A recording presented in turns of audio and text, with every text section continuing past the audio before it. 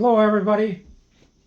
I wanted to talk for a moment about teaching your dog to come back to you. It's called a recall, to come when called. I want to talk a little bit about it because I have a customer that I'm going to be meeting with next week who's dealing with a problem with the recall with her dog that I think is about 2 years old now, or 2.5 years old, something like that. And wonderful dog, everything is great, except has selective hearing sometimes, doesn't really always want to come back when called, very eager to go towards people when they see people. The dog wants to run for the people. If the owner isn't paying attention, the dog gets away. And then won't return. And there's a lot of ways that this can be approached. Because this dog is a little bit older, not that it's an old dog, a year or two is old enough to have learned bad habits.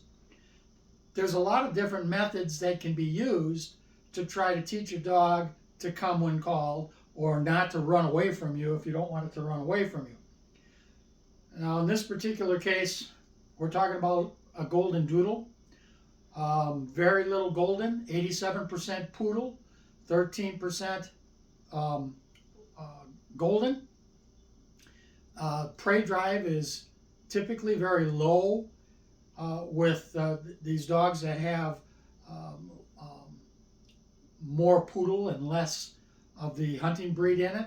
Although a poodle is a hunting dog, I don't want to get corrected in emails. I realize that the standard poodle is a German hunting dog, but a lot of the poodles today, a lot of the prey drive has been bred out of the poodles today. So that's really not as big of an issue, although there are really good hunting poodles. So I got to be careful where I'm going here because I don't want to offend anybody. The point is that in most cases, when you're talking about this type of breeding, the prey drive shouldn't be too high.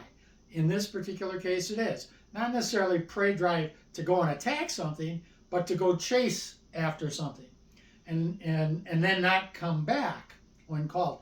Actually, even with hunting dogs that have this tremendous prey drive, they still need to be taught to bring back the dead pheasant or dead duck to the owner, to the hunter, and not go chew it up somewhere out in the field. So whether we're talking about a dog with high prey drive or not, they need to come back when called. Now, there's a lot of different ways to do this. When you're talking about a dog that's a little bit older, it's potentially learned this habit because it's gotten away with it enough times that it's now become a learned unwanted behavior. So you can go out there and you start working with the dog to teach the dog to come when called, but it takes a little bit longer with a dog that has already acquired a taste for that kind of freedom. And so you have to be patient, you have to be consistent, which is my key word in everything. Always be consistent. You need to be consistent, and you need to be really patient because it's going to take some time. You have to sort of stop this freight train from going forward. It takes a while before it can start going backwards, and then it takes a while before it can start going forward again. And that's what we're dealing with this kind of a dog. I'm going to try to videotape the lesson that I have with this lady next week. It's only going to be a one-time lesson, maybe two, so I don't know how much we're going to be able to accomplish. But the key is what I'm holding in my hand, at least the technique that I'm going to use. Sure, you can get the underground fences with the electric collar. You can even get e-collars if you feel that you really haven't got control over the situation. I'm not against them, but I'm not for them. You really need to know what you're doing. Same thing with the underground fence. There's good things about it and not so good things about it. I feel that if you can just teach your dog to come when you call it, then you don't need all of these other things to try to overpower the dog's impulse to want to go. So I have here, and you don't have to get. This is designed for training a dog. You can get it, I believe, on Amazon or Chewy.com. I don't really remember where I got it. I think it's about 30 feet or so. You can go to the hardware store, get a nice 30-foot piece of rope, put a hook on the end of it, and it'll work just as good. In fact, probably better for what I'm about to teach you than this. Because if you get something like this, you're not going to want to destroy it at all, and the technique is going to require you to destroy this over a period of time. So go to the hardware store, get 30 or 40 feet of rope, get 50 or 60 feet, whatever you want. It doesn't really matter. In fact, the further the better, depending on the environment that the dog has available to it. Don't get a 50-foot rope if your road is 20 feet away from your front door and you're going to try to teach this dog to stay in bounds. But the longer the rope, the better, because the further away the dog is from you, the more the dog is confident you can't get it.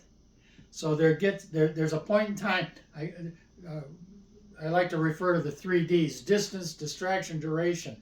In this particular case, the distance. There's a point in time where the dog can get a certain distance away from its owner that they feel, they can't get me anymore, I'm gone.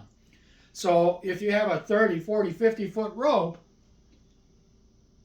and they're dragging it around in the field, or wherever you're allowing them to run around, you don't have to catch them. You just have to find that rope somewhere. And now you can start calling that dog in and reeling it in almost like a fish. You don't want to drag the dog, but you do want to let the dog know that he can't get away. No matter how far away you are from me, I have control over you. And that it's going to take time. The dog is going to have to learn. Just like if you tied the end of this rope to a post and hook the dog onto this, there will be a point in time that the dog stops running beyond the length of the rope. There'll be a point in time when the dog will stop before it gets to the end because it knows that it can't go any further, and that if it does, it's going to choke itself or hurt itself in a way that it's uncomfortable. So the same thing kind of goes with this when you're the anchor on the other end of the rope. Not to hurt the dog, I don't mean that, but I mean to let the dog know that there is no distance that you can be away from me that I can't control you, that I can't get you to come back to me. So you may as well come back to me willingly. And all of these commands that we teach our dogs should be motivated by a treat.